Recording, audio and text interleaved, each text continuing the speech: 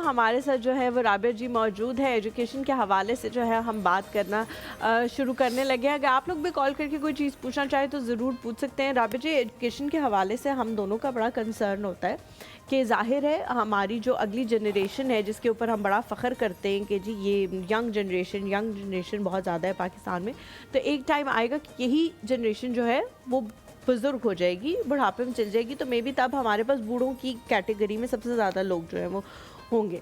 ये जनरेशन क्या part play कर सकती है? आप एज ए टीचर क्या समझती हैं? आप रोज़ाना उनके साथ मिलती हैं। डू यू रियली थिंक कि ये बच्चे जो आज तालीम हासिल कर रहे हैं ये कल को पाकिस्तान के लिए कोई बेटर इनपुट रखते हैं, या जो दुनिया में आर्टिफिशियल इंटेलिजेंस और इस किस्म की चीज़ें आ रही हैं उनसे कम्पीट कर सकते हैं?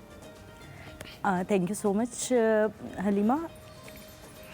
बिल्कुल ठीक है कि बच्चे नो डाउट टैलेंट की कमी नहीं है, एबिलिटीज़ बहुत अच्छी हैं बच्चों की, जहानत बहुत ज़्यादा है। हम क्लास में ऐसी ऐसी मिसालें और बातें आगे से रिस्पॉन्स में देखते हैं कि ये तो मैंने भी नहीं सोचा था, जो बच्चे आगे से जवाब दे रहे होते हैं।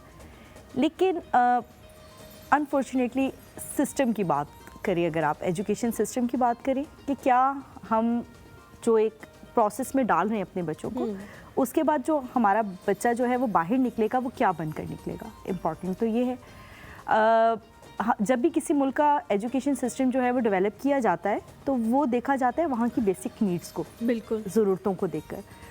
हमारा मुल्क जो है वो तरक्की पजीर है, हमारी किस तरह की ज़रूरियात हैं, और नो डाउट हमारे पास मैन पावर यानी कि अफरादी क़ुव्वत बहुत ज़्यादा है। मुझे ऐसे लगता है कि हमारे जो तालीमी निज़ाम बनाने वाले और ये सारी चीज़ों को इंट्रोड्यूस करवाने वाले, इनको जहन में रखना चाहिए कि देखें आपके पास रिसोर्सेज क्या हैं। सबसे पहले तो आप देखते हो ना आपके मुल्क में रिसोर्सेज क्या हैं, तो हमारे पास अल्हम्दुलिल्लाह अफरादी क़ुव्वत बहुत ज़्यादा है। आप इनको बनाएं, ये एक अच्छी इंडस्ट्री है। आप यहाँ से टेक्निकल लोग निकालें, इनको डेवलप करें, इनको वो करें, प्रमोट करें, और फिर आप मुख्तलिफ ममालिक में जिस तरह से ज़रूरत भी है। अब टेक्निकल एजुकेशन कितनी है?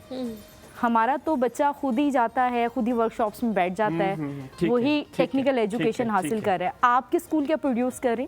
आपके स्कूल सिर्फ एग्जीक्यूटिव्स प्रोड्यूस करें। लेकिन राबिया होल्ड योर थॉट है, मुझे ये बताएं कि हलीमा के सवाल का बेसिक पर मैं जाऊंगा। मुझे लगता है कि शी हैज ड्रॉप्ड आइडिया जिसकी तरफ मैं आऊँगा, और शायद she has highlighted it, I wanted you to take input on that.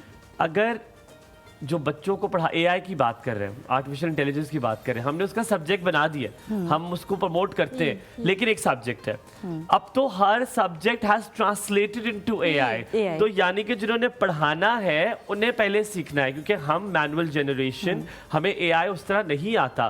So teacher की ट्रेनिंग मिसिंग है। हम स्कूल में टीचर्स भर्ती कर रहे हैं, लेकिन हम ये प्रीरेक्विजिट अभी नहीं है कि how good are you at AI, क्या आपकी एआई की ट्रेनिंग हुई हुई है। हम एआई को वबाल समझना शुरू, क्योंकि क्यों हमारे लिए एआई क्या है, हमारे बड़ों के लिए भी टिकटॉक, मुसीबत, हम इंस्टाग्राम, हालांकि that is not AI, that is an application जो हम गलत यूज कर रहे हैं। एआई इज कंप्लीटली डिफरेंट, जो आपके लिए यूजफुल हो सकती है। हम कहते हैं chat GPT is AI, chat GPT is not only the tool which is AI. So teachers की ट्रेनिंग कितनी जरूरी है एआई के लिए, ताकि वो पहले इक्विप्ड हो जाएं जो पढ़ा सकें।